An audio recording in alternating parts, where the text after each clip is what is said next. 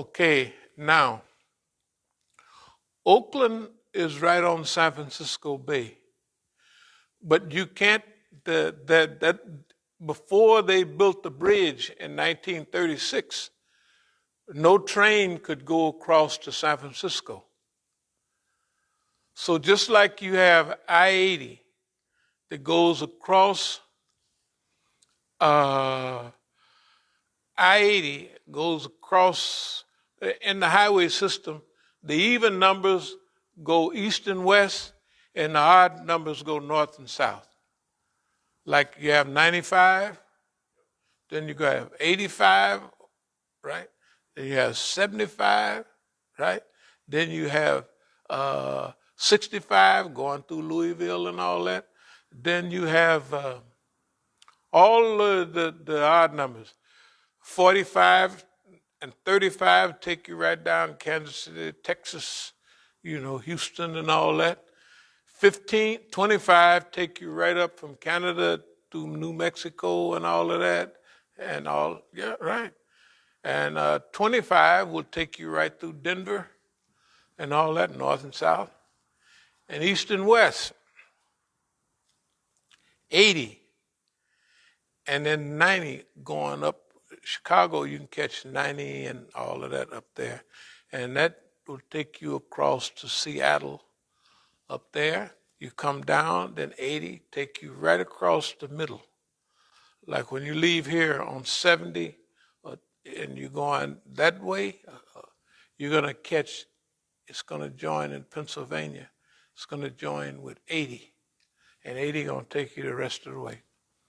And so 80 goes from New York to San Francisco.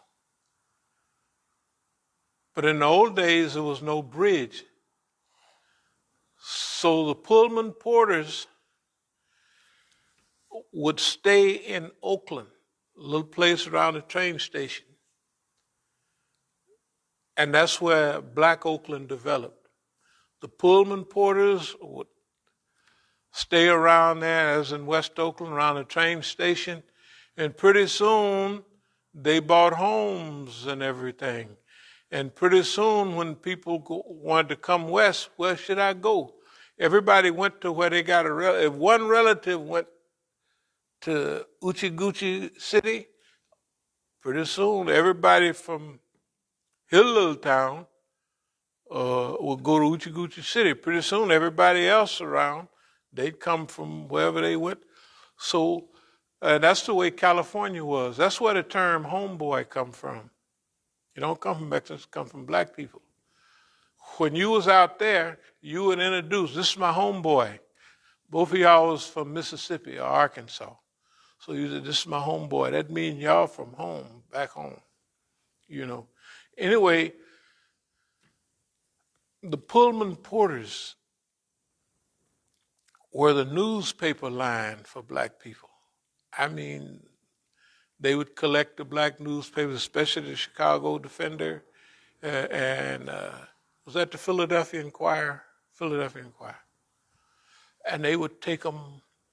So if you wanted to learn about the Tuskegee Airmen, those was the papers where you would get the full thing. And the news up and down the South and all up and down the railroad line, it was all the porters took newspapers with them. And they distributed them along the way. They may leave them at a spot and, somebody waiting at the train station to get them, and they send their money up to Chicago Defender, when they sell. They're going to sell them all. And they send them up to that was a beautiful network of black people. It's a nostalgic period because we were a people then. Definitely we was a people. I mean, we had our own neighborhood, our own businesses. And what happened to one, we don't have nothing like that now. Not even close. It was, I'm not going to say wonderful, but in a way it was. We had our own important people. That's why I was so important, because we didn't, in Oakland, if I drove down the street, everybody would stop, because of the car and because of, there go Big Hank. And they would talk, man, I just saw Big Hank. That's all they would talk about. Now they talk about whoever's in the news, Beyonce and them and all. We didn't talk about them people. We didn't even know who they was.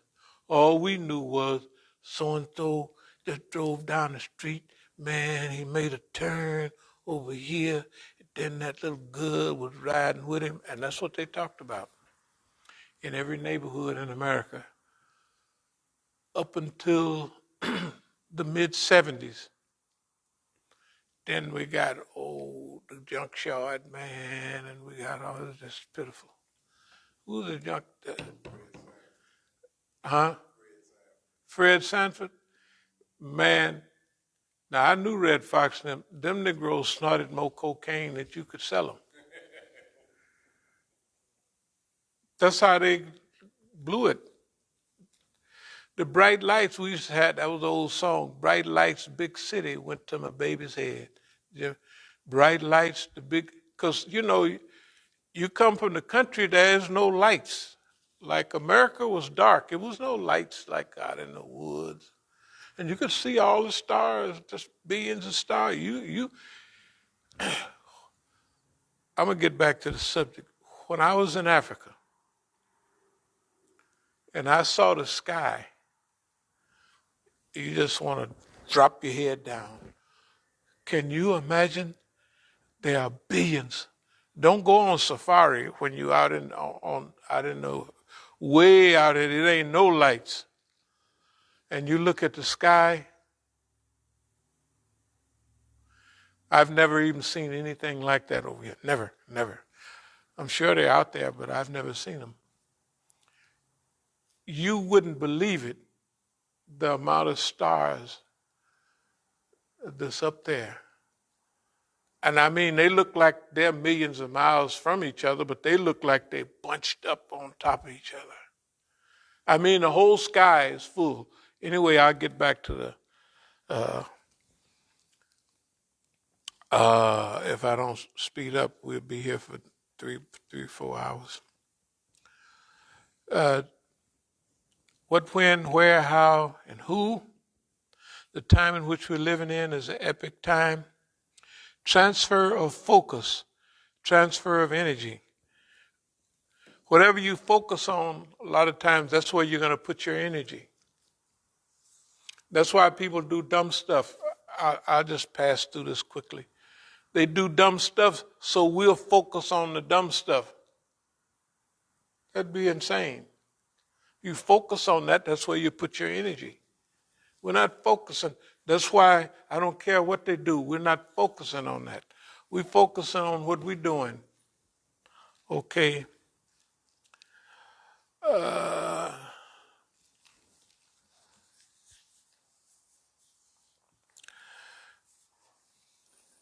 Our job is to organize and to decomplicate everything that's happening. Decomplicate means that they done tried to sausage up everything and make it look big mystical thing. We just decomplicate it. What we said about CARE and the Texas crew has came true. Everybody knows it's true. So we're going to pass through that.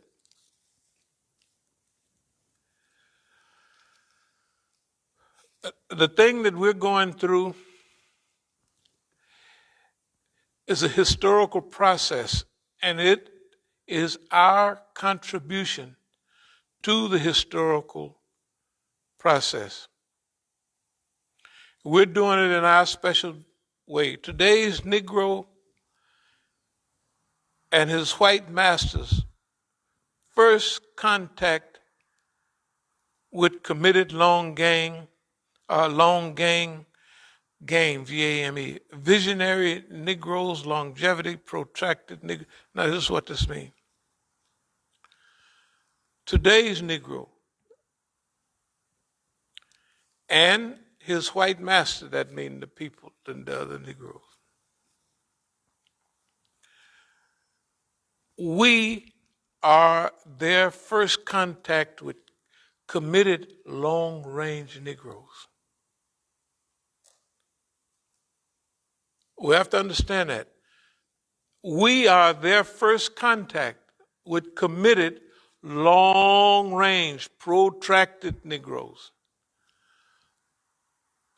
Look at history. We always use King, 12 years, 56, 68, right? Malcolm X, 52, 65. That's not a protracted, long range. But ours is. And we started off in the mix. If you were to say 66 to whatever this is now, was it 51, 50, something? More years than that. That 55 years or something like that? Because the trails I run in California, all of the white folks is up there walking their dogs. Now, this is real trail, not them. I mean, like in the hills. There's animals up there and everything. Sometimes you walking somewhere. Oh, I haven't seen you here before. How do you like it up here? That's all just fine. Yeah, I've been coming here since 65. They wasn't born then, of course. And wasn't nobody going up in the hills in those days. Only the boxers. We used to go up there. George Foreman and them, Charlie Shipes and them, all the boxers from Oakland, they went up to those hills and did their road work. And I'd run with them. One of the state champion at that time was my best friend. So we'd do road work every morning. I was a weightlifter, and they was the boxers. So, physical fitness is not something everybody did then. Because technically, people didn't need as much physical fitness as they do now. People were smaller then. People were like, women weighed 135 pounds if they was big, 132. Yeah. You find a woman now weigh 132 pounds, you're a very lucky person. Most people girls be weighing 200 pounds, right? Let's go a little further. 200 pounds. 250. Some weigh 300 pounds. Only Roosevelt Greer, the football player, he weighed 300 pounds. There's nobody else weighed 300 pounds in those days. Nobody weighed that. I tell you what, Dolly Dimples, the fat lady of the circus, weighed 401 pounds. Now they got a program, I don't watch it, but they said they got a program of some fat people that they got to lift up on cranes and put them. You ever see it? You ever heard of it? Yeah, they lift them up on cranes and they can't move. Can you imagine? They have they told me, I don't believe it, but what? Almost.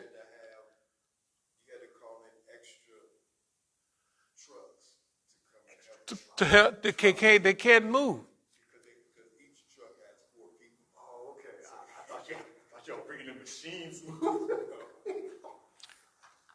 There's people I heard, they said, I know they lying, that weigh 1,100 pounds. I know. They got people, I think they was lying. 700 pounds is a skinny people. Dolly Dimples, the fat lady of the circus, if you wanted to see a lady weigh 400 pounds, you had to go to the circus. Dolly Dimples was what they called her. Anyway, things are different now.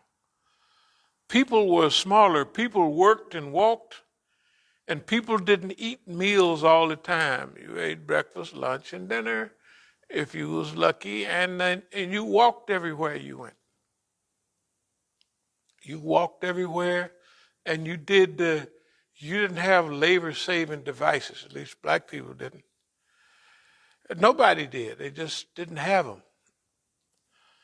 So you did your own work. Okay. The things that we're going through, today's Negro and his white masters, this is the first contact with committed long-range people. Okay, now what is committed? That means we're committed and we're not working for the short range. Everything we talk about is protracted. Just imagine the things that we talked about, the